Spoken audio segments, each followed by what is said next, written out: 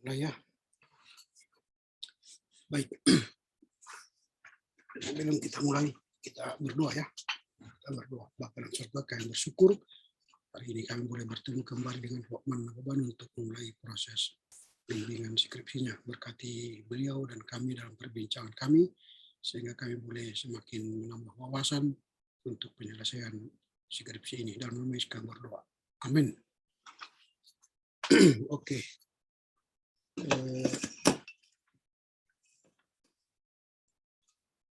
Kita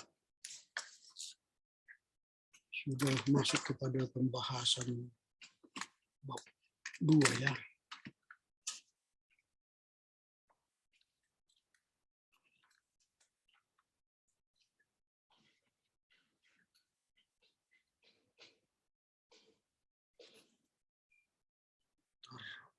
Dua.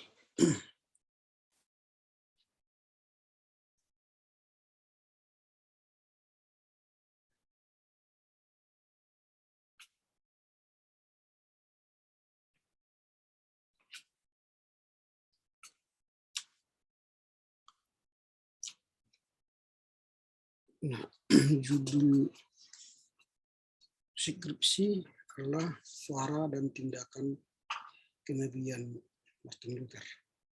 Nah, kemarin kau bilang ada perbaikan dalam bab 1 ya. Ya, Pak. Dari metodologinya,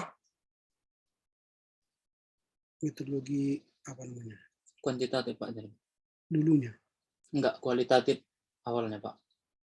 Sekarang jadi kuantitatif. Kuantitatif, Pak. Oke. Jadi menyebarkan angket. Ya, Pak, angket. Coba dulu saya lihat dulu.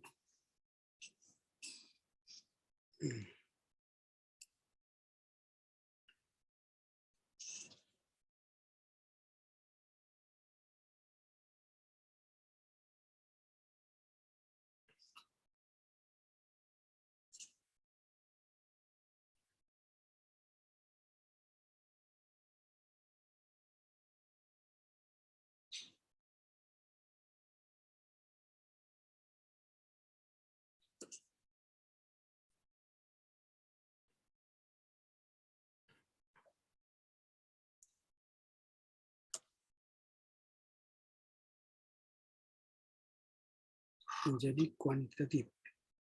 Ya, Pak.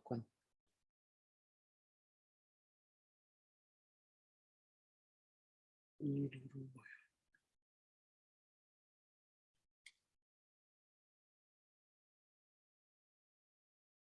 Apa alasan ini dulu menjadi kuantitatif? Memang awalnya memang mau kuantitatif kian, Pak. Mau menyebarkan angket kuesioner. Tapi ada perubahan, Pak. Jadi karena kebetulan di tempat penelitian ini tempat pelayanan saya, Pak. Di Pagaran.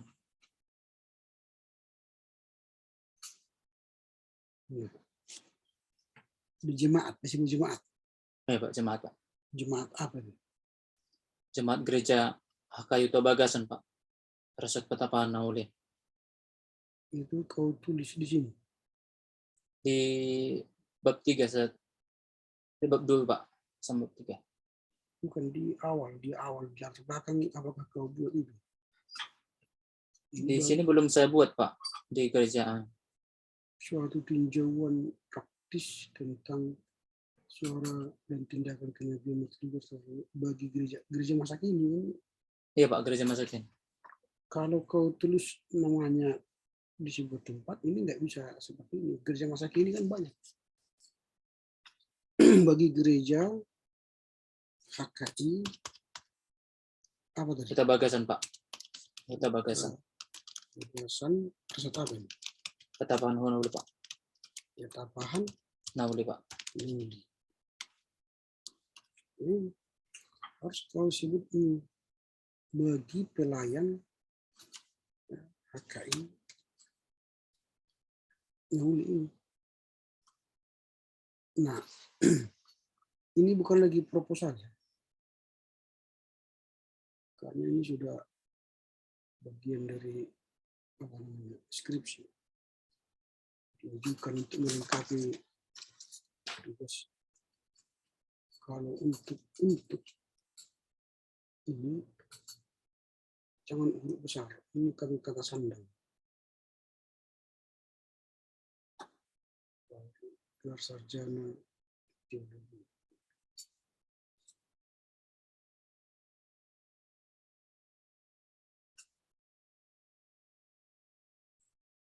Oke.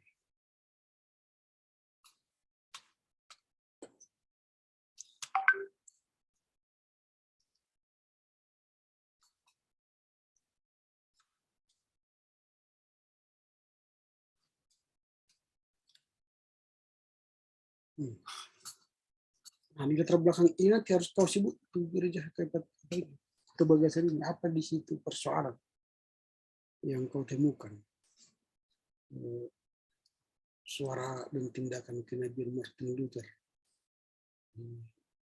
HKI Huta Bagasan itu. Apakah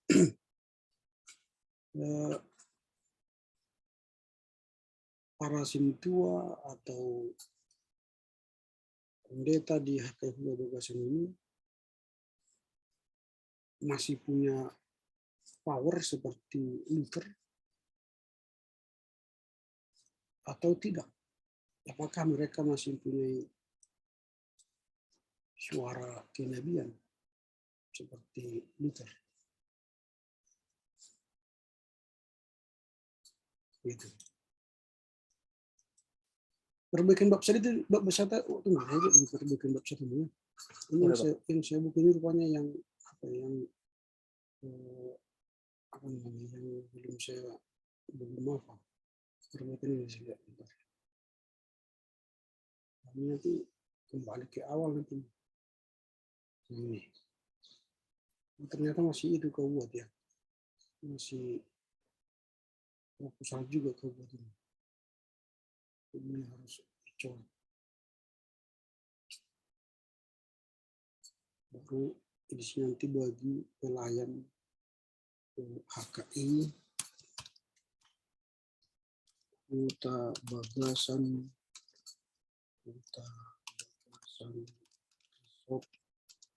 apa tadi Petapahan Nauli, Pak. Petapahan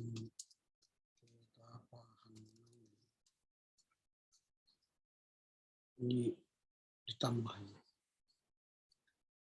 baru tentang surat kenabian ini proposal diajukan untuk melengkapi di perbaiki pakai ke satu latar belakang.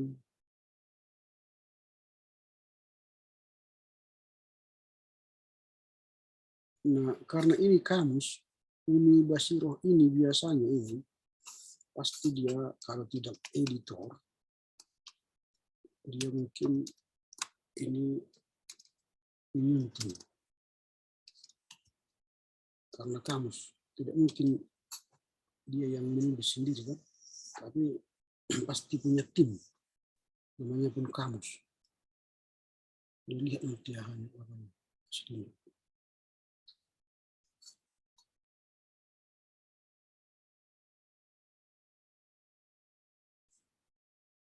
Nah, di latar belakang ini nanti harus masukkan apa yang terjadi tadi saya katakan di HKI kita Bagasan itu, apakah mereka tidak punya suara kenabian atau punya suara kenabian setara dengan Luther atau tidak?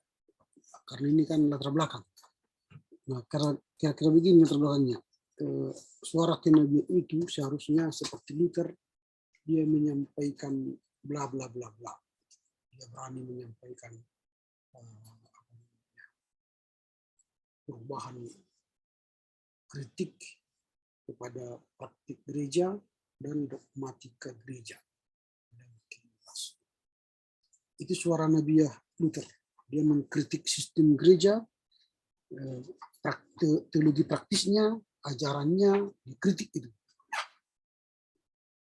Maka sampai dia tempelkan pada 31 Oktober 1517 di gereja Wittenberg. ada 95 pasal. Itu berarti kan dia punya suara kenabian. Itu yang terjadi pada abad ke-15. Nah, kau bandingkanlah itu dengan gereja HKI Huta Bagasan itu. Apakah HKI Huta Bagasan masih punya semangat seperti Luther menyampaikan suara kenabian, misalnya mengkritisi HKI, apakah soal praktik menggereja HKI yang tidak benar, tidak sesuai dengan tata gereja HKI, atau ada ajaran-ajaran HKI yang menurut penatua atau sintua HKI Huta Bagasan yang perlu dikritisi, perlu direvitalisasi, dimurnikan ulang lagi, atau direvitalisasi lah, atau didiskusikan ulang. Nah, itu. Jadi kalau ada seperti itu, sehingga nanti skripsimu ini menjadi sebuah penelitian.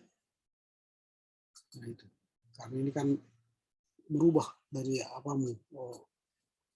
metodologi penelitianmu dari kualitatif menjadi kuantitatif. Nah, jadi itu nanti tambah ya di latar belakang, sehingga nanti HKI gereja masa kini ini menjadi diubah, bukan lagi gereja masa kini, tapi menjadi HKI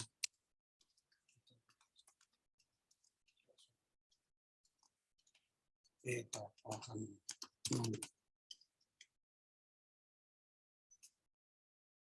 Nah, identifikasi masalahnya tentu tentang itu juga akan ditemukan di situ bagaimana HKI Petapahan itu melihat situasi gereja. Apakah mereka melihat ada praktik gereja yang tidak sesuai dengan tata laksana atau tata gereja HKI, atau dogmatika HKI yang tidak sesuai dengan Alkitab. Ini adanya gereja Protestan aliran Lutheran tidak berani menunjukkan suara dan tindakan kenabian dalam pelayanan. Itu secara umum. Ada banyak orang bicara kenabian tapi tindakannya tidak ada. Adanya sikap tertutup intoleran terhadap kebenaran dan akhirnya menunjukkan kenabian. Ini belum ada ini apanya. Belum ada ini identifikasi masalahmu tentang HKI itu, HKI. Jadi harus dimasukkan ya, nanti masukkan identifikasi masalah yang dihadapi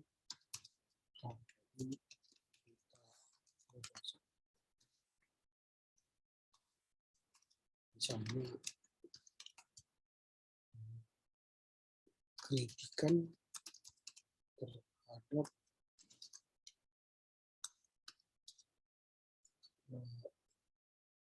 liturgi gereja atau dogma gereja atau lain-lain. Apa yang mau dikritik oleh penatua atau warga jemaat, dituliskan, itulah identifikasi masalahnya.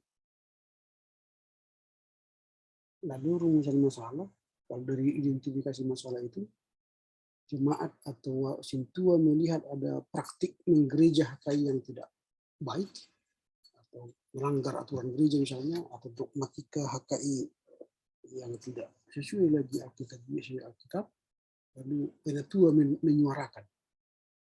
Atau fakta di lapangan sudah tahu kesalahan jemaat, misalnya contoh ada jemaat yang menikah di luar nikah, di luar aturan HKI, sudah bunting duluan, atau sudah menikah dengan Islam tapi tidak dikeluarkan gereja, atau ada orang yang sudah membunuh tapi tidak dikeluarkan gereja, atau ada jemaat yang sudah setahun 2 tahun tidak ke gereja, tidak digembalakan gereja, takut guru jemaat atau pendeta rasuk RPP atau memberikan hukum siasat gereja. Itu contoh-contoh praktis. Jadi enggak tidak mampu menyuarakan suara kenabian. Atau di Huta Bagasan itu ada jemaat yang terbakar rumahnya. Atau ada praktik perjudian di situ yang marak. Atau praktik kemabukan karena faktor tua banyak. Tapi gereja tidak mampu menyuarakan suara kenabiannya untuk menghentikan itu. Atau di Huta Bagasan itu kaum ama tidak mau ke sawah. Yang ke sawah itu kaum ibu saja. Lalu gereja tidak punya kuasa memberikan nasihat kepada kaum bapak. Itu contoh-contoh. Nah, jika itu terjadi, maka rumusan masalah, mengapa? Ini apa yang dimaksud dengan suara kenabian? Enggak usah, ini tidak pas ini. Enggak pertanyaan lagi seperti ini. Tapi mengapa suara kenabian di HKI Huta Bagasan itu tidak terjadi? Atau apa faktor yang membuat suara kenabian di Huta Bagasan ini tidak berfungsi? Penatua ini sudah membuat kritik misalnya ke gereja. Kritik menggereja, kritik dogma. Atau HKI tadi sudah menyampaikan berita jemaat yang salah langkah tapi tidak diwartakan, tidak diekskomunikasi, tidak dihukum siasat gereja. Mengapa? Nah, itu kan berarti ada faktor yang membuat mereka tidak mampu menyuarakan suara kenabian seperti itu. Jadi, mengapa gereja-gereja aliran Lutheran tidak berani menunjukkan kebijakan ini seharusnya apa yang menyebabkan hilangnya keberanian? Ini masih umum ini. Bagaimana cara agar gereja menyuarakan? Nah, itu. Ini masih umum pertanyaannya. Tapi karena kamu sudah menentukan lokus penelitiannya, berarti pertanyaannya ya mengapa HKI Huta Bagasan itu? Jadi bukan umum lagi, karena kau sudah tunjukkan lokasi penelitianmu tadi. Jadi di sana yang harus kau tanya, mengapa HKI Huta Bagasan atau mengapa Sintua HKI Huta Bagasan tidak memiliki suara kenabian? Tahu salah tapi tidak bersuara. Tahu pendeta tak beres tapi tidak bersuara. Mengapa? Nah, itu kan ada faktornya, mungkin karena keluarga, karena tulangnya, berenya, nembungnya, atau hukumnya, atau karena pendeta ini otoriter, atau takut HKI ribut, atau takut memberikan masukan ke pimpinan pusat HKI. Nah, itu kan banyak itu faktor-faktor. Sehingga tujuan penelitianmu pun jadi jelas untuk mengetahui mengapa suara kenabian di HKI Huta Bagasan itu tidak terlaksana. Itu kan untuk mengetahui apa yang menyebabkan Sintua atau jemaat HKI Huta Bagasan tidak bersuara kenabian lagi. Nah, manfaatnya ya untuk menambah wawasan kita tentang bagaimana suara kenabian di Huta Bagasan, HKI Huta Bagasan itu. Setelah kau tulis skripsi ini, kan tambahlah wawasan warga jemaat atau HKI atau akademisi di kampus, apa yang membuat HKI Huta Bagasan ini tidak bersuara kenabian. Ini itu manfaatnya. Lalu metodologi tadi sudah dirubah dari kualitatif menjadi kuantitatif. Kau wawancarai nanti, kau berikan angket.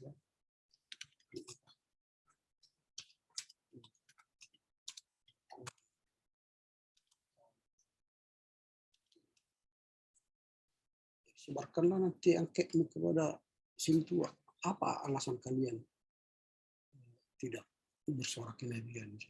A, takut. B, tidak tahu. C,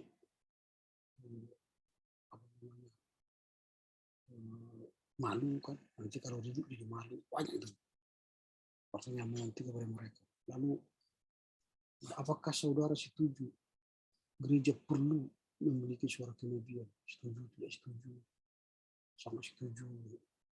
Apakah saudara setuju Sintua harus bersuara kenabian seperti Luther? setuju tidak setuju, itu nanti pertanyaan-pertanyaan di angket. Baru masuk sistematika penulisan, kerangka teoritis dan kerangka analisa suara dan tindakan kenabian Martin Luther. Nah ini harus ditambah. Jadi karena tadi sudah ada penelitianmu ya di HKI.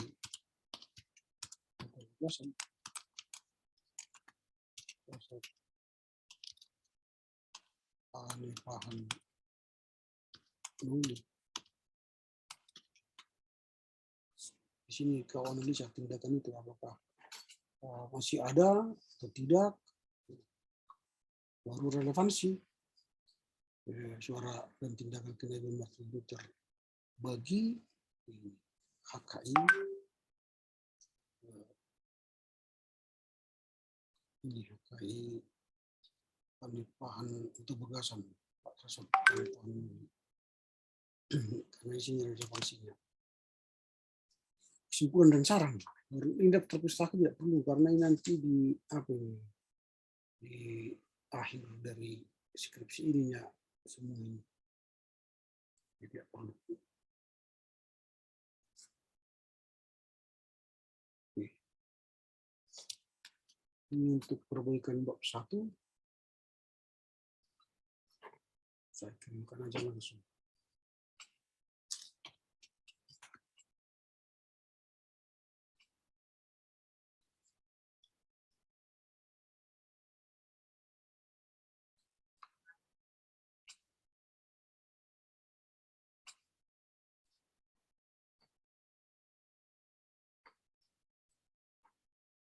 Udah minum kopinya ya, dan roti yang kau bawa tadi. Ya, Pak. Oke, kita masuk sekarang ke bab 2. Sebentar Pak. Oke, silakan. Itu untuk angket coba untuk sentuh aja, ikut juga jabatkan Pak. Oh iyalah. Nah, itu berapa pertanyaan Pak? Jangan banyak malas. Cuma itu. Lihat nanti di YouTube saya tentang langkah-langkah pertanyaan kuantitatif. Sudah saya ajarkan itu, nanti ikuti aja bagaimana membuat angket. Ya, jadi sudah saya sampaikan angket itu jangan banyak, sedikit aja, maksimal 10 untuk satu item ya. Kalau bisa 5 aja, supaya jangan terlampau banyak mereka menjawab. Karena juga malas mereka lama-lama. Kalau sempat mereka menjawab pertanyaan itu setengah jam, malas mereka. Maksimal lagi 15 menit. Mereka cuk centang. Udah. Pulang mereka kan. Dan harus dijaga. Ditunggu maksudnya. Kalau dia ditunggu, ya nggak jadi nanti. Mereka banyak alasan nanti untuk mengerjakannya. Nah, kalau sudah selesai bab 1, kita masuk ke bab 2. Nah, suara bab 2 ini nanti setiap tak usah ditulis lagi ini judulnya, karena bab 2 itu sudah masuk pada tahapan teoritis ya.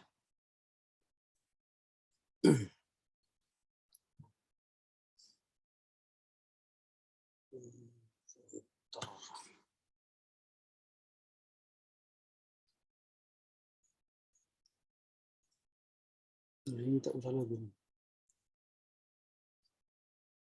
Langsung bab 2. Nah, bab 2 bukan suara Luther dan tindakan kenabian. Tapi ini kan tadi bab 2 itu bicara soal kerangka teori. Jadi ini bukan ini. Tapi kita nanti bisa di sini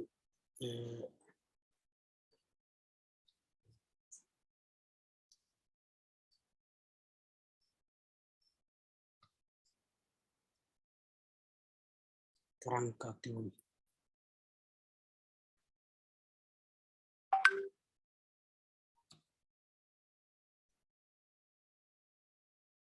Dan konsep, ya, tadi dengan di sistematika penulisannya.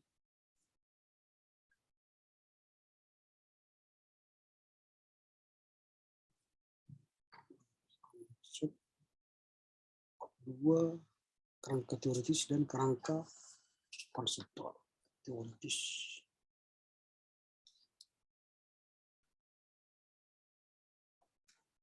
Teoritis. Dan kerangka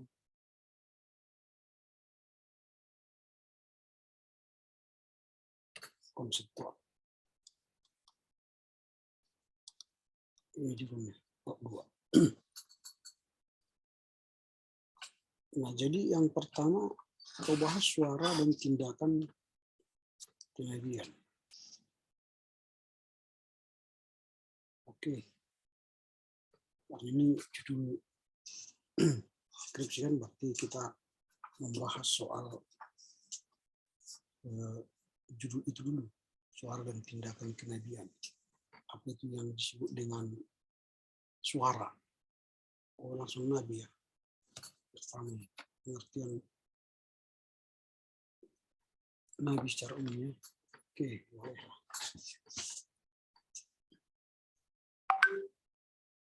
Nah, kalau menurut ini kan, menurut Dr. Syahirun, tak usah tulis dokter ini.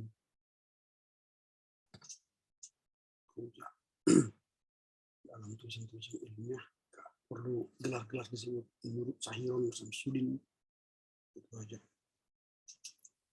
Tadi ini sudah saya katakan bahwa ini harus dicek dulu apakah dia editor ya atau penyunting.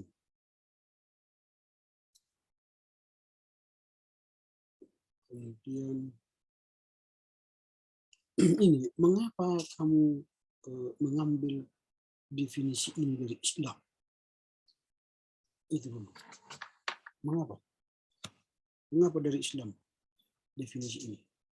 Enggak adakah definisi itu dari Kristen? Ada Pak, itu di bawah. Saya buat Pak. Gitu ya. Ya.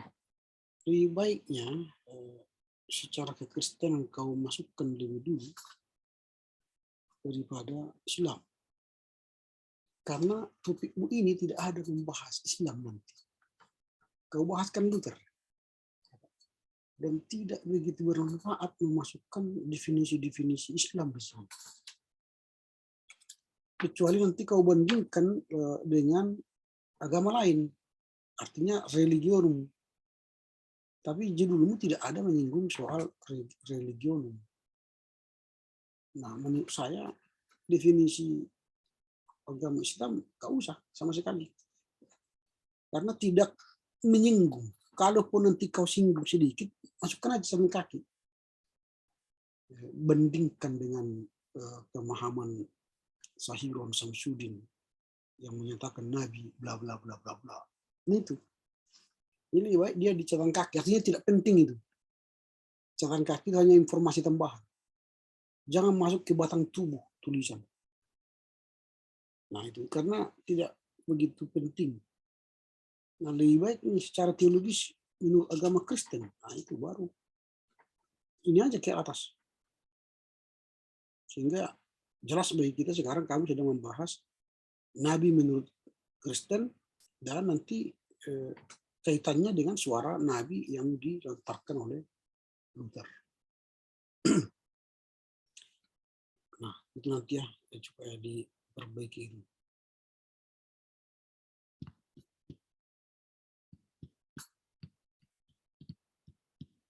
Oke. Baru pengertian Nabi menurut Alkitab. Nabi dalam perjanjian lama.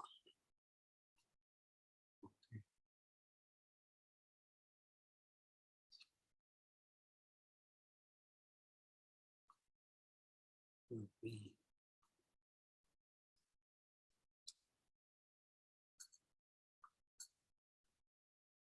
Oke,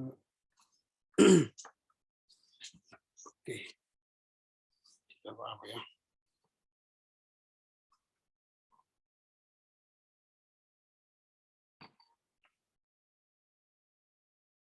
Nah, mana tadi?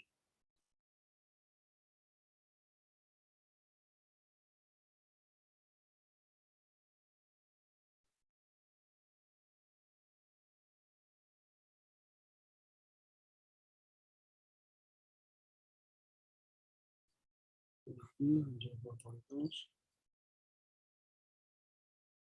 ciri-ciri Nabi.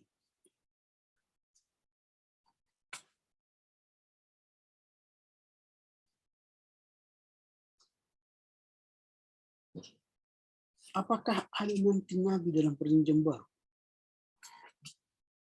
Kenapa? Apakah ada Nabi nanti dalam perjanjian baru? Rasul dia, Pak. Nah, makanya menurut saya tidak usah dibuat ini pengertian Nabi menurut Alkitab. Langsung aja pengertian Nabi dalam perjanjian lama. Karena tidak akan kau bahas nanti dalam perjanjian baru. Di perjanjian baru tidak ada lagi Nabi. Karena Nabi sudah habis. Di perjanjian baru sudah Rasul. Rasul tidak sama dengan Nabi. Sudah beda itu. Jadi 21 yang atas tadi apa? Berarti cuman dalam PL aja, Pak. Iya, pengertian Nabi secara umum. Dan 21 1 secara umum tadi kan. Kau potong Islamnya itu. Masuklah sedikit tadi ini ya, start tradisi Kristen. Kalau Nabi secara umum kau ambil dari apa? Dari kamus umum atau dari ensiklopedi, misalnya nggak apa-apa secara umum ya. Atau kamus Oxford itu apa itu Nabi secara umum Oxford atau dari umum lah. Tahu usah dari Islam. Karena Islam itu sudah bukan umum lagi itu sudah khusus itu kan. Nah, baru masuklah pengertian Nabi dalam perjanjian lama. Itu 212. Tahu saya dalam Alkitab ini. Langsung dia 212 itu ini ke sini. Karena tidak ada nanti Nabi dalam perjanjian baru. Nah, baru teruskan ciri-ciri tadi, ciri-ciri Nabi.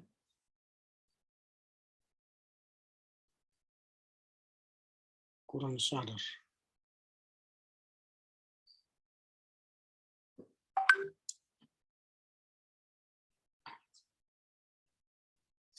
Ini Amos ini harus singkat. Am.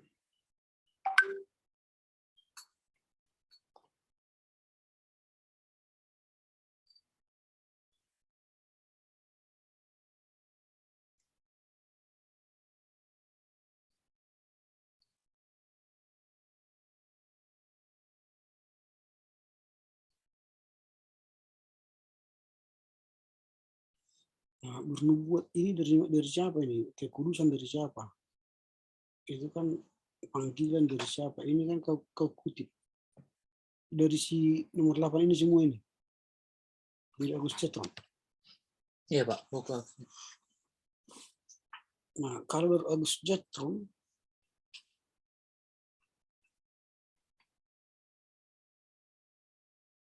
oke, semuanya.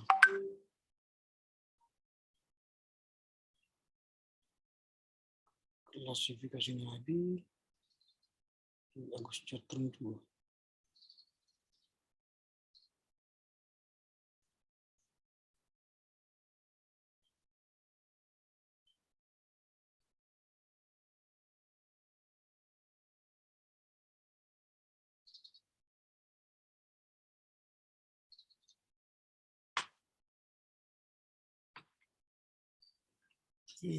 Oke, ini Roma.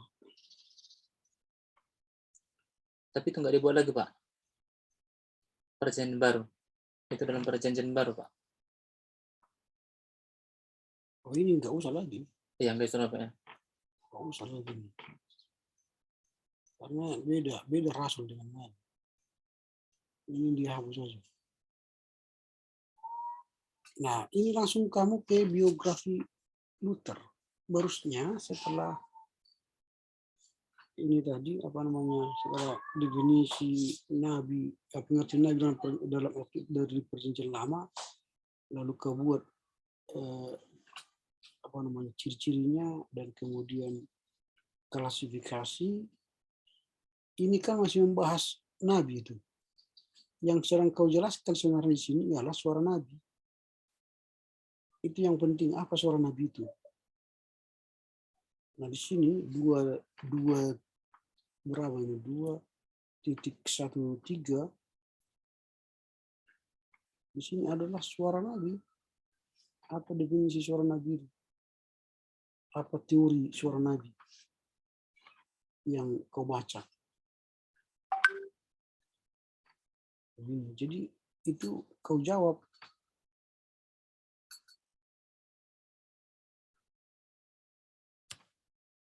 Karena yang kau teliti kan suara nabi.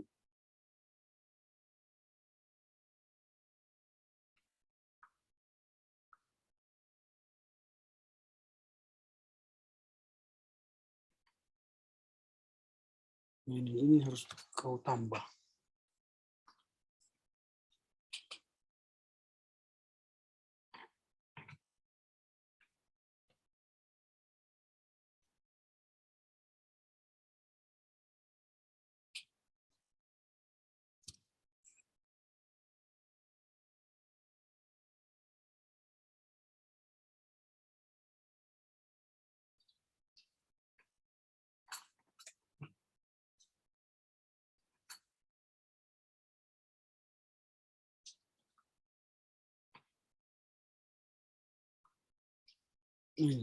Suara nabi.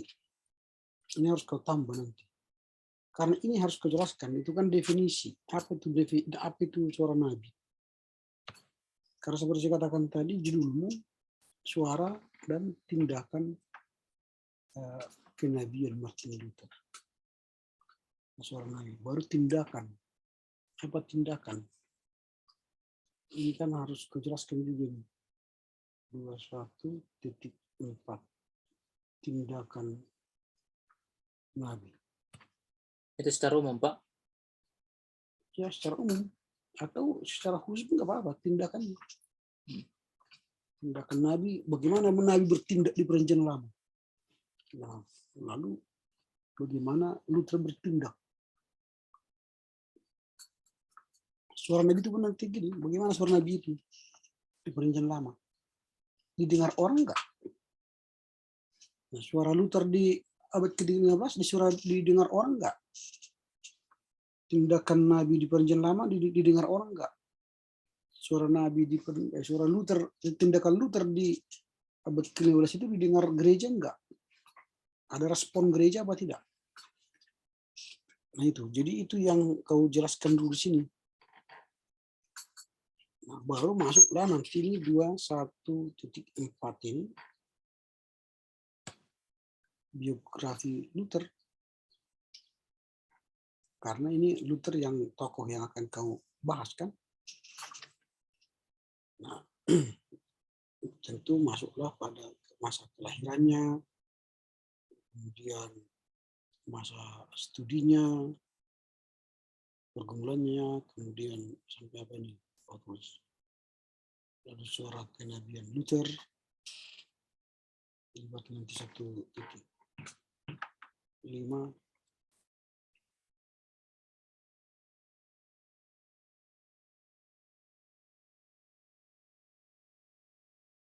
Berarti ini bukan 215 lagi karena surat kenabian Luther.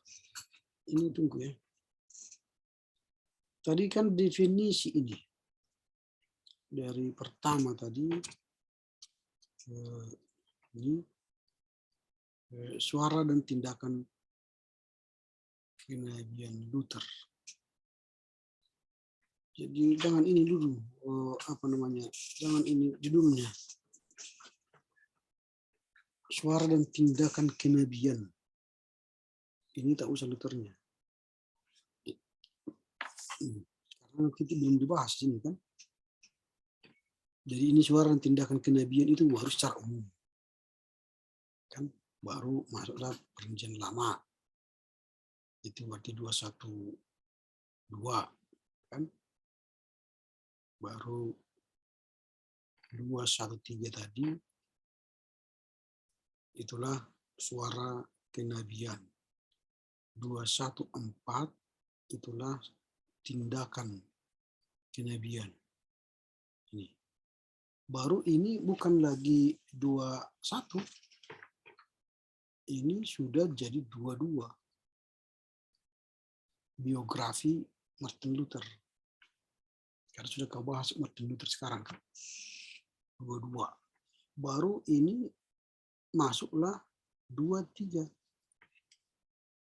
Ini bukan 2 apa. Ini 23. Suara kenabian Luther.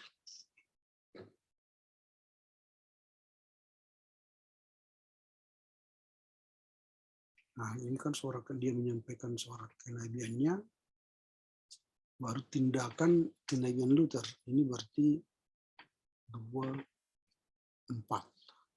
24 atau berapa tadi terakhir? 25 ya? Ya, 24 ya. Ini tindakan Luther. 24. Ini pengajuan hipotesa. Berarti ini 25. Pengajuan hipotesa.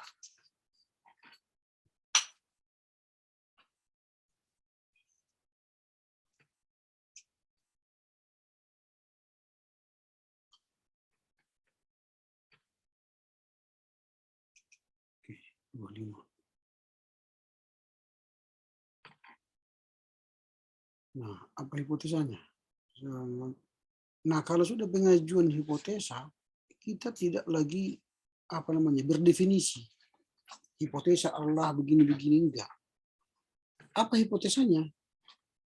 Jika, kalau hipotesa itu kan jika maka.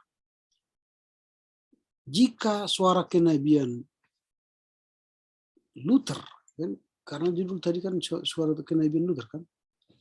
Jika suara dan tindakan kenabian Luther dikerjakan di HKI Huta Bagasan, maka HKI Huta Bagasan akan menjadi gereja yang bertumbuh misalnya.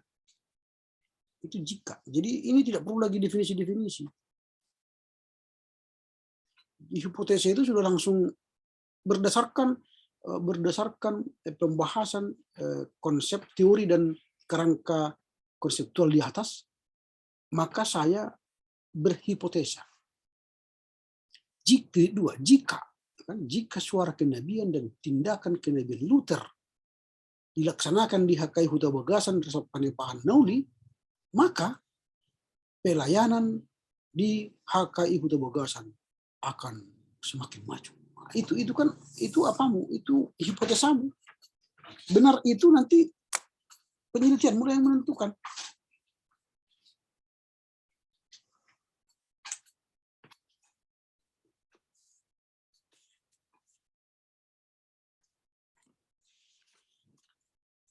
Nah itu, jadi bukan lagi berteori.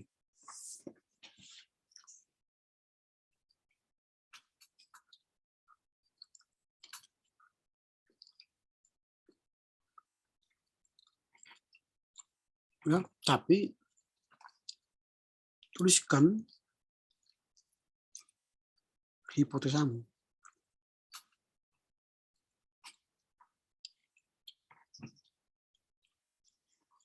Hipotesa itu selalu dimulai dengan kata jika.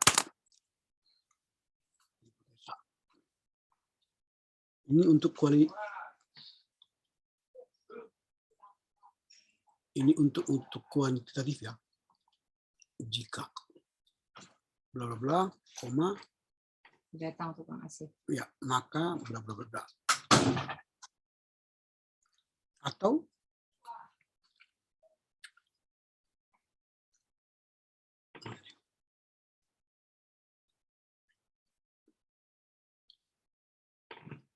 ini, atau kalau hipotesa itu diduga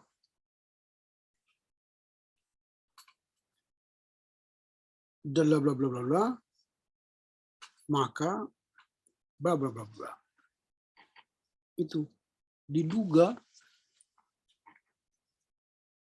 suara kenabian dan tindakan Luther dilaksanakan di HKI atau Bagasan, maka pertumbuhan iman jemaat akan maju. Nah, diduga. Ini contoh-contoh hipotesa. Dan ini akan dibuktikan nanti di bab 3 dan bab 4. Atau sebenarnya pembuktiannya di bab 4 ini pembuktian.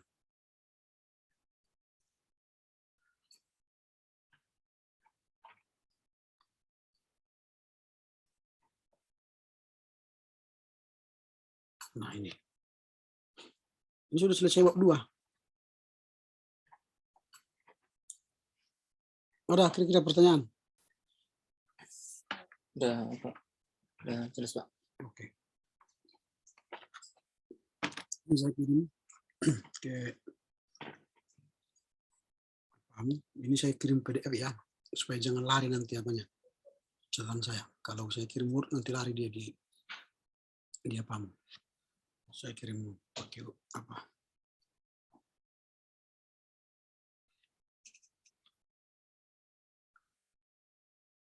Ini nomor WA saya yang satu ini hanya untuk kuliah ya. Artinya tak usah dikirim ke sini apa jawaban ke WA yang biasa aja, yang sering komunikasi. Ini hanya jarang untuk saya buka di sini. Yang pakai kereta Bapak? Yang pakai kereta Bapak? Yang Ya, merah? Profil Bapak? iya, iya. Oh. Ini untuk kuliahnya nih saya buat pakai WA yang ini, di tablet ini. Itu ya sudah oke itu ya. Sudah saya masukkan, sudah masuk kan? Saya kirimkan. Udah, Pak. Nah, sekarang kita masuk ke bab 3.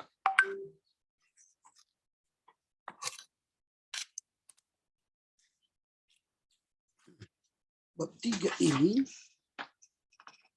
ini sudah mulai masuk analisa. Oh, ini masih metodologi ya, metodologi penelitian, lokasi dan analisa. Nah, sebenarnya tidak perlu lagi di sini istilah pengertian metodologi penelitian, tapi oke lah, karena ini menambah menambah kertas nih. Ini CV tidak usah dipakai.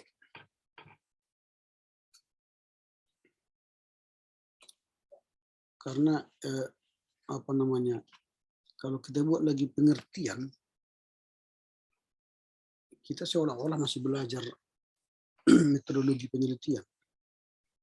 Kalau di sini yang sebenarnya yang hendak disampaikan di bab 3 ialah metodologi penelitian apa yang kau gunakan. Itunya. Tapi enggak apa-apa untuk menuju itu nanti. Jadi tidak ada perlu CV. Karena CV, PT nggak perlu. Apalagi nanti yayasan ya nggak perlu.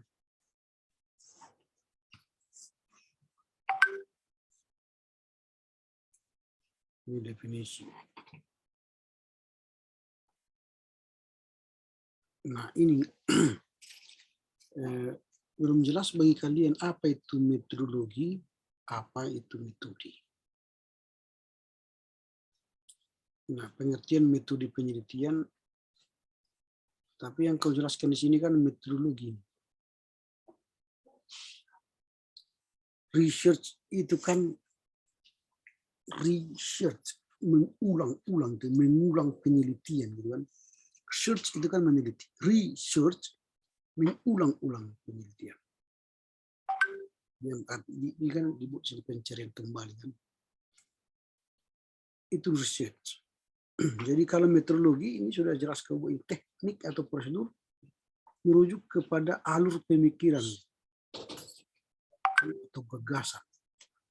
Jadi dia belajar ini kan studi. Metodologi itu studi ilmu, metode, cara.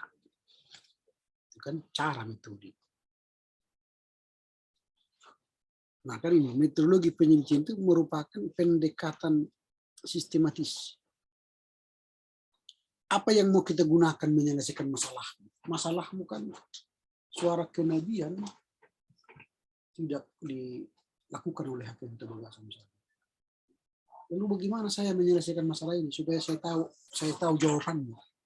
Pilihlah sistem atau pendekatan kualitatif, wawancara, kuantitatif, dia angket, atau dia mix. Mix itu biasanya nggak bisa 6 bulan, minimal dia setahun.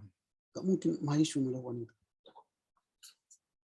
Makanya biasanya orang pilih 2 kalau untuk skripsi, kualitatif atau kuantitatif. Nah, metode itu cara. Nah, kalau dikatakan penelitian kualitatif, ini metodologi. Ini metodologi, bukan metode. Jadi makanya ini cocoknya metodologi penelitian. Kau pilihlah kuantitatif. Makanya di sini tidak perlu lagi kau sebut lagi penelitian kualitatif. Metodologi penelitian. Dalam penulisan skripsi ini saya memilih metodologi kuantitatif. Itu aja, metodologi penelitian kuantitatif. Nah, tak usah lagi definisikan apa itu kuantitatif. Karena diasumsikan mahasiswa sudah tahu kuantitatif itu apa. Langsunglah kerjakan apa itu kuantitatif. Metodologi kuantitatif, dalam metodologi kuantitatif ini saya akan mengumpulkan data dengan metode. Nah, mulailah dia kata istilah metode. Apa itu metode wawancara, metode angket, penyebaran angket. Dengan sampel sekian. Nah, itu di situ dia awalnya. Jadi di sini penjelasannya apa yang kau pilih. Dalam penelitian ini saya akan menggunakan metodologi penelitian kuantitatif. Metodologi penelitian kuantitatif yang saya gunakan ini akan mengumpulkan data dengan cara angket kepada warga jemaat dan penatua HKI Huta Bagasan Resort Panepahan Nauli. Sampel yang akan saya gunakan ialah ini, nanti ada sampel. Itulah dulu di sini kan. Baru kau jelaskan lokasi penelitian. Lokasi penelitianmu di mana? Nah, lokasi penelitian itu Bagasan.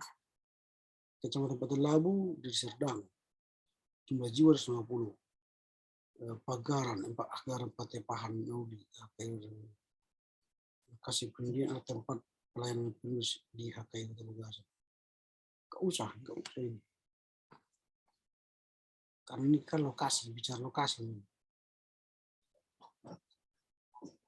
Kabupaten. Nah, yang perlu kau tambahkan di sini, karena ini informasi, ini letak di Oravis. Ini apa namanya? 2 kali kerja ini. Langsung aja lokasi dan letak geografis gitu, dan letak geografis penelitian. Sama gitu. Kan 2 kali kau ulang-ulang ini. Baru keadaan jemaat.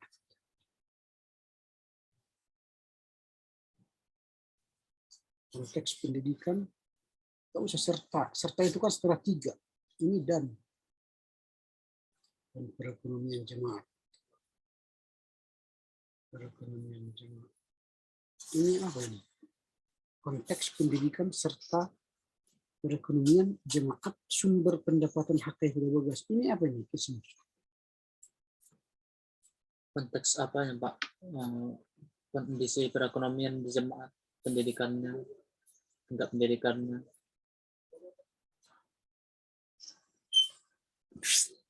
Jadi kalau seperti ini, jadi jangan banyak apa namanya ini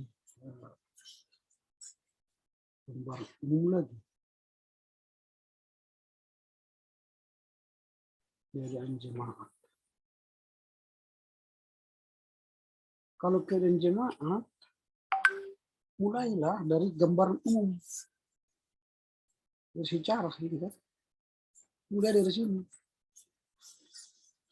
Gambaran umum atau gambaran umum apa nih? Kalau konteks jemaat dimulailah pertama sejarah, ya. Kan gambar umum. Sejarah berdirinya HKM Tawagasan.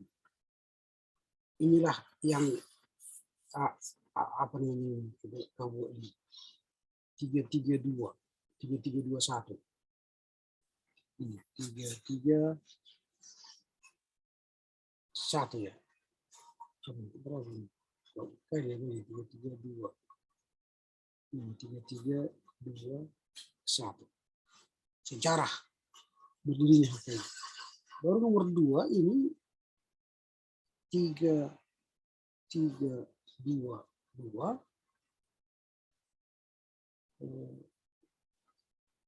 keadaan apa yang 2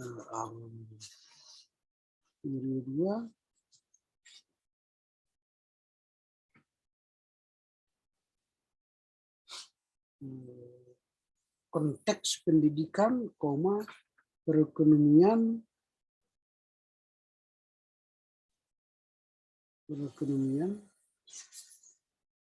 itu sudah sumber pendapatan.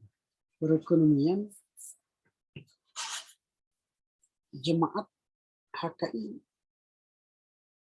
Buta Bagasan.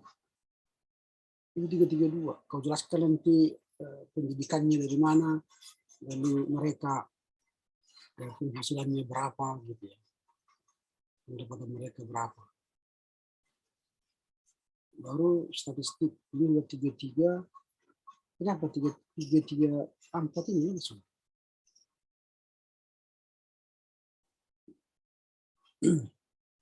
Letak geografis. Ini tadi kan sudah 33 lokasi pengungsian. 33. Wah, ini banyak kali. Letak geografis 33. Ini tak usah lagi.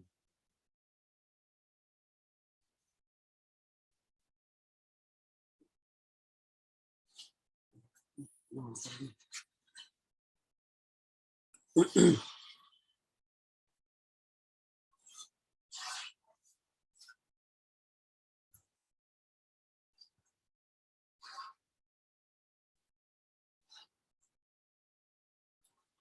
Oke, ini tidak jadi 33. Kita ulangi dari awal. 31 ini mesti ya.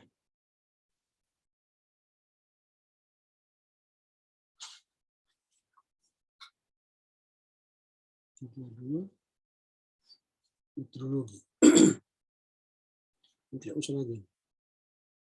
Langsung aja nanti. Meteorologi yang saya gunakan dalam menit ini adalah meteorologi kualitatif.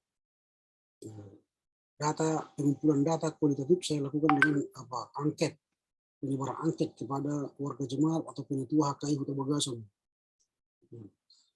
Baru 3,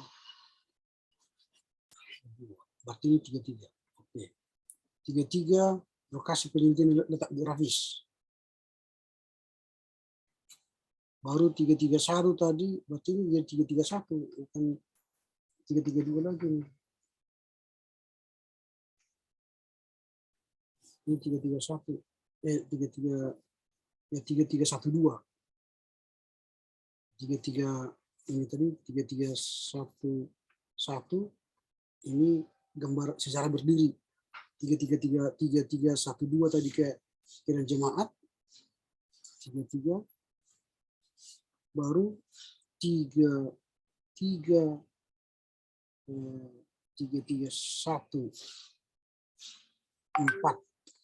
statistik berstruktur.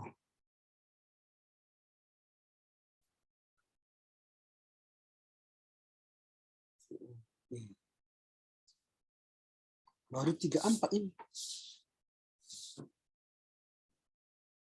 Bentuk kegiatan di HKM Kota Bagasan. Baru 341.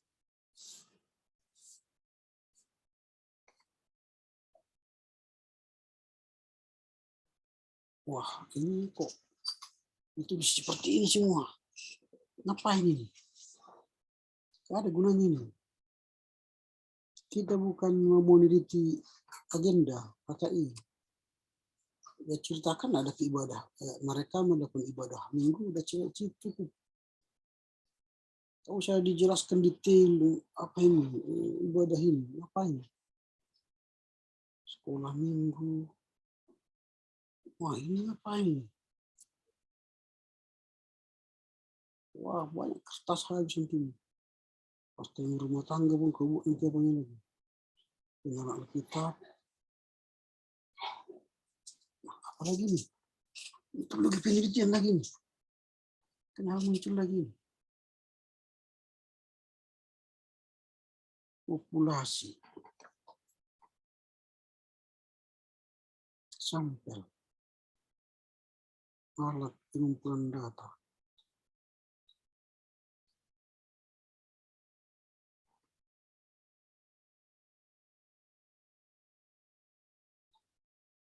Oke.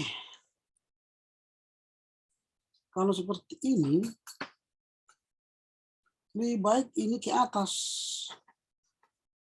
Apa ini? Ini ke atas lagi. Jangan di sini. Dia setelah ini.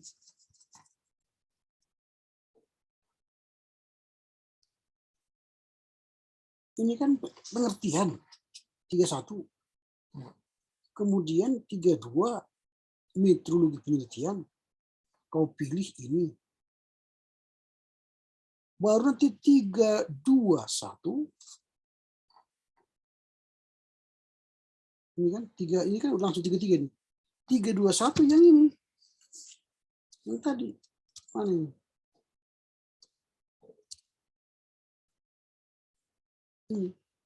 Ini menjadi bukan ini. Ini 3, 2, 1 populasi. Baru 3, 2, 2 sampel. Baru 3, 2, 3 alat pengumpulan data.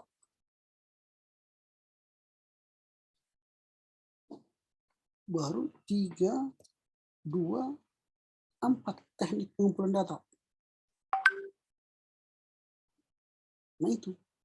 Baru masuk ke 33 ini. Ini 33 tadi. Apa ini 33? Lokasi penelitian tadi. Lokasi penelitian. 34 dan sebagainya. Tetapi tak usah uraikan semua liturginya, ngapain itu? Gitu. Oke ya, jadi alat pengumpulan data. Ini mana tadi? Sampel. Sampel Allah. Nah, jangan lagi definisi di sini. Jadi hindari definisi di sampel. Diasumsikan kau udah tahu definisi sampel. Sekarang sampelmu apa? Itu. Ini kan di sini sampel adalah sebagian dari jumlah dan karakteristik yang dimiliki oleh populasi tersebut. Nah, populasimu kan sudah tahu HKI Kota Bagasan. Ada jemaat, ada penatua. Sebutlah sampelmu itu siapa? Ini kan. Jadi kalau kau sebut tadi warga jemaat itu ada 280 jiwa ya? 80. Kan ada sudah kau sebutkan tadi jumlah mereka. Nah, Pak, 280. 280. Kalau mereka 280 ya. Dikatakan, namun jika jumlah lebih dari 100 orang, maka sampel dapat diambil sebanyak ini. 10 kurang 15 atau 20 sampai 25%. Nah, dan adapun sampel yang akan diteliti dari UKM Bagasan adalah 15% dari jumlah populasi. Ini nggak boleh. Nggak boleh 15%. Mengapa? Kau kan kuantitatif. Banyak. Harus banyak. Kalau dalam penelitian kuantitatif dari 100% itu harus minimal 60% supaya dia menang. Jadi kalau 15% mereka jawab nanti tidak ada, kalah kau. Kalau boleh ini hampir sampai 80%, baru bisa kita menang data. Itu loh. Kalau 280 yang mengatakan bahwa suara kenabian tidak ada, hanya menjawab 20 orang, kau nggak bisa meneliti. Gagal kau. Dari 280 itu, 60% dari 280 harus ada datamu 160 orang mengatakan tidak setuju atau setuju. Kalau tidak, nggak bisa loh. Karena ini kuantitatif, beda dengan kualitatif. Kualitatif 10 orang pun yang kawancarai jemaat tua cukup bisa jadi kebenaran. Tapi kalau kuantitatif, wah nggak bisa 15 orang ini. Kalah kau itu. Kalau 15 orang udah tamu, setuju. 85 orang tidak setuju. Kalahlah. Kalah kita. Itu loh. Jadi kalau misalnya sekarang jemaat itu 280 orang, ini kita kali-kali matematika ini. Supaya kau tahu nanti berapa angket yang harus kau butuhkan dalam penelitianmu ini. Makanya hati-hati dengan pemilihan apa? Pemilihan metodologi. Karena metodologi itu menentukan kebenaran. Kuantitatif makin banyak makin benar. Kualitatif makin berkualitas yang kita wawancarai makin benar. Gitu. Jadi kalau 280, katakanlah hanya 60% yang kau wawancarai, 168 orang harus kau temukan angket mereka. 168 orang. Jadi kalau dia 80%, 280, ya 280 kalau 80%, maka kamu harus mendapatkan 224 orang angket.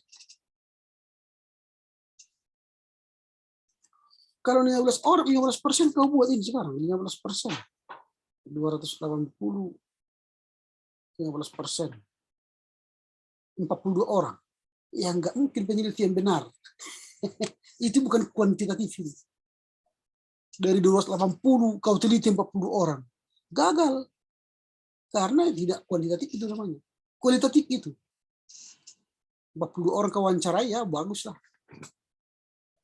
Tapi kalau 42 angket kau edarkan dari 280 kalah. Ini bukan kuantitatif. Jadi penelitianmu gagal. Nah itu, jadi hati-hati. Baru alat, kuesioner. Nah, kuesioner ini kepada siapa kau edarkan? Itu. Jadi jangan lagi berdefinisi di sini tentang angket. Angket adalah begini-begini. Enggak. Kepada siapa? Ini. Angket ini saya edarkan kepada jemaat sekian orang. Tadi kan ingat, 168 orang. Ini. Yang harus kau edarkan. Ini hanya 60% tadi ya. Dari 168 orang ini kepada jemaat berapa? Berapa orang? Kepada sintua berapa orang? Kepada pemuda berapa orang? Sebut di sini. Jadi jumlah nanti ini harus 168 orang, artinya 60% dari jumlah populasi.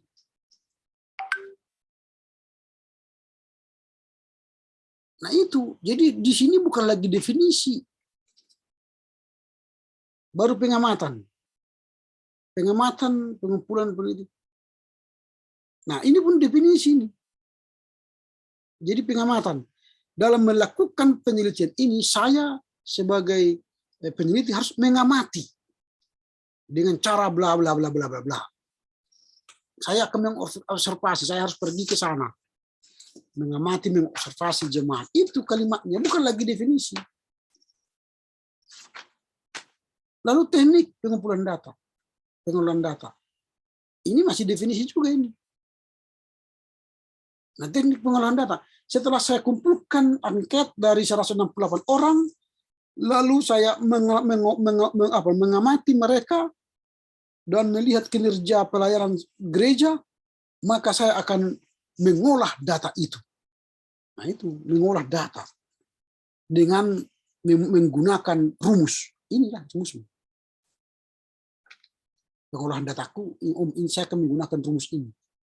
Nah, rumus ini rumus siapa ini? Disebutkan. Saya akan menggunakan rumus yang digunakan oleh si X dengan X dalam kurung FA kali 4 dan per R. Jelaskan nanti itu apa? X, R, dan sebagainya. Jelaskan nanti ini. Nah, X itu rata-rata jumlah jawaban option A, jumlah jawaban B, nah itu. Baru sampai pada akhirnya kesimpulan. Nah itu dia caranya. Jadi hati-hati nanti kalau kau buat 15% ya nggak bisa memang apa-apa. Itu namanya penelitian yang gagal. Belum tanding dia sudah gagal. Terus 60 atau 80 tadi Pak? Iya. Lebih dari 50% supaya menang kan. Kalau 15% itu kalahlah kita.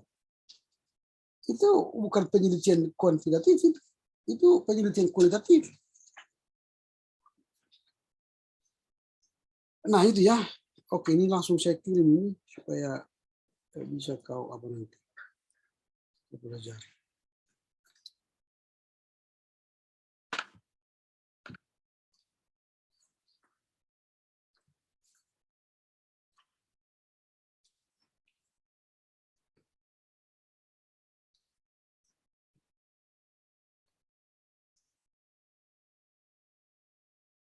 Kadang mahasiswa gitu, nggak ngerti dia apa yang dia tulis. Pokoknya dia buat lagi bla bla bla bla, nggak bisa. Jangan, kalau sudah skripsi nggak boleh lagi definisi. Itu sudah praktik. Dia sudah melakukan apa yang dituliskan oleh definisi itu. Jadi jangan lagi berdefinisi angket adalah populasi adalah pengamatan adalah enggak. Kamu menyebut sesuai dengan arahan definisi itu. Gitu ya. Oke, ada pertanyaan? Mengenai angket lalu Pak. Yang Bapak bilang paling banyak berarti 10 pertanyaan Pak. Ya, untuk satu, kan ada kaul A, B, C, D tadi kan? Iya Pak ya. Itu untuk satu poin tadi, yang ini ke rumus ini, satu pertanyaan itu minimal itu tadi, 10 atau maksimal 10, jangan minimal. Minimalnya sebenarnya 5. Makin banyak kau buat, jawabannya jemaat malas.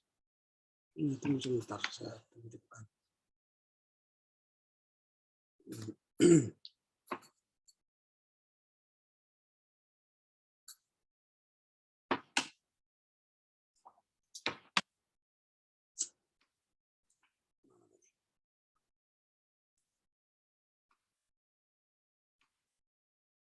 Nah ini FA kali 4 itu kan. Nah FA itu apa? Nah itu kan sudah kau definisikan di bawah. FA A itu apa? B itu apa? C itu apa? D itu apa? Ini kan FA jumlah jawaban option A. A itu mungkin kemudian itu pertanyaannya mengenai suara nabiah. Menurut saudara, apakah masih ada suara nabiah di jemaat Huta Bagasan ini? Baru ke B untuk suara nabiah. B, apakah suara nabiah diperlukan? C, apakah suara nabiah memengaruhi jemaat bertumbuh? C, D, itu pertanyaan untuk satu suara nabiah. B, apa pertanyaanmu nanti? Mungkin tindakan tindakan Nabiah. C, apa pertanyaanmu yang besar? Tapi setiap A, B, C itu buatlah 10 pertanyaan atau 5 pertanyaan. Berarti kalau 10 lah ini. D, berarti 10 kali 4, 40 pertanyaan. Kalau 5, satu opsi A, 5 kali 4, 20 pertanyaan.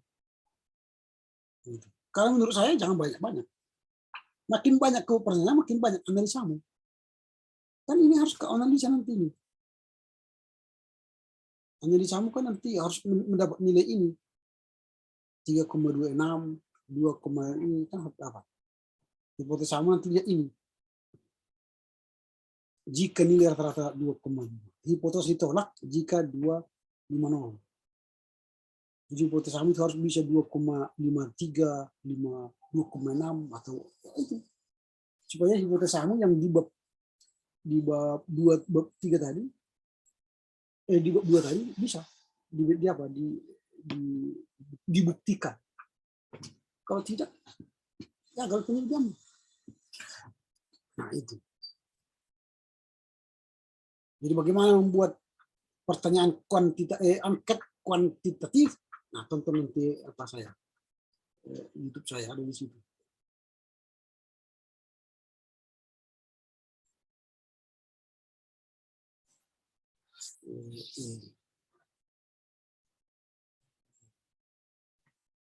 Ya.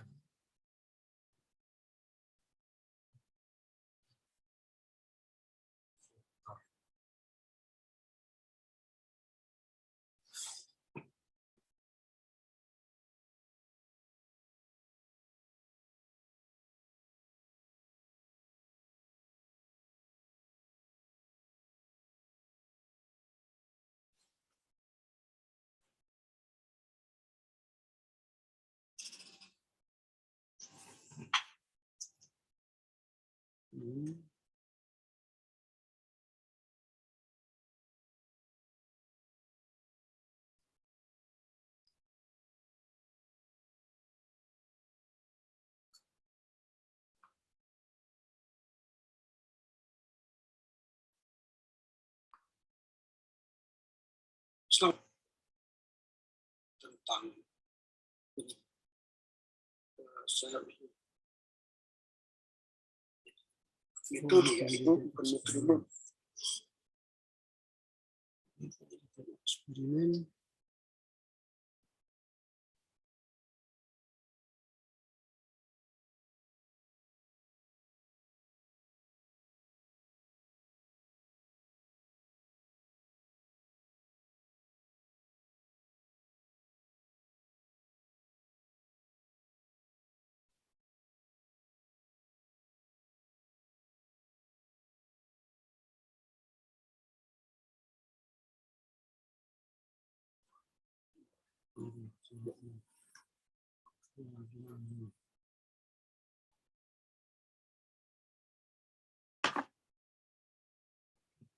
Sebentar saya cari.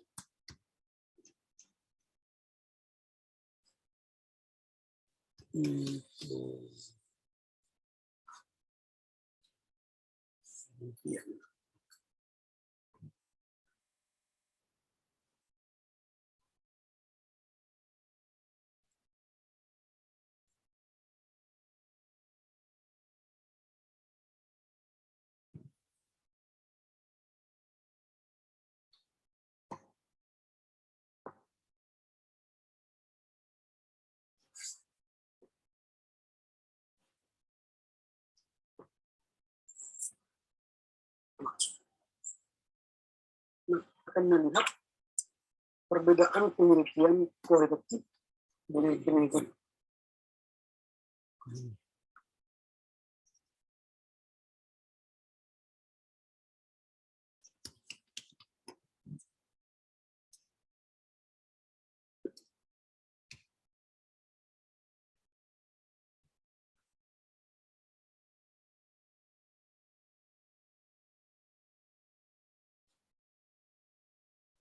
Itu mungkin sudah saya kirimkan dulu di apa di grup yang ini.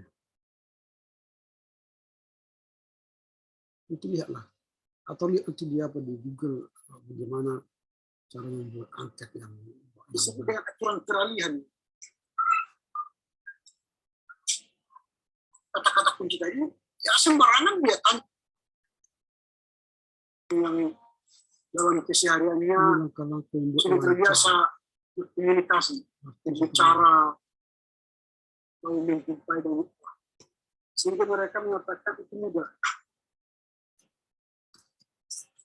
Tapi dalam prakteknya muncul wawancara itu itulah sebuah pekerjaan yang mudah.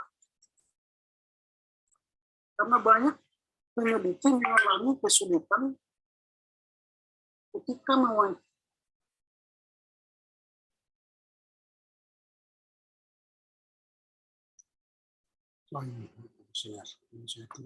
Pada level mikro, Dr. Tony Irawan menyebutkan bahwa penggunaan kuesioner bertanggung jawab bergantung pada topik dan metode penelitian yang akan dilakukan. Ini juga akan menentukan isi dan bentuk kuesioner yang digunakan. Ya. Nah, waktu yang tepat dalam penggunaan kuesioner dapat disesuaikan dengan ketersediaan informasi. Data sekunder terkait pertanyaan penelitian. Apakah informasi tersebut menjawab pertanyaan penelitian atau tidak? Ya, jika informasi tidak tersedia atau tidak cukup menjawab pertanyaan penelitian, maka oke. Gitu ya, berarti sudah berakhir ya. Untuk hari ini, baiklah kita tutup dulu dengan doa. Kita berdoa. Terima kasih Bapak, kami bersyukur karena hari ini boleh berbicara dengan saudara Hotman Mawan, berkati dia dalam rangka penyelesaian tugas skripsinya. Berkati kedua orang tuanya dan keluarganya supaya mendukung untuk penyelesaian skripsi ini. Terima kasih Bapak berikan hikmat, kekuatan, dan kesehatan sehingga proses penyelesaian skripsi ini berjalan demi Kristus Yesus kami berdoa. Amin. Ya, makasih ya. Ya Pak. Berarti rekamannya saya kirim.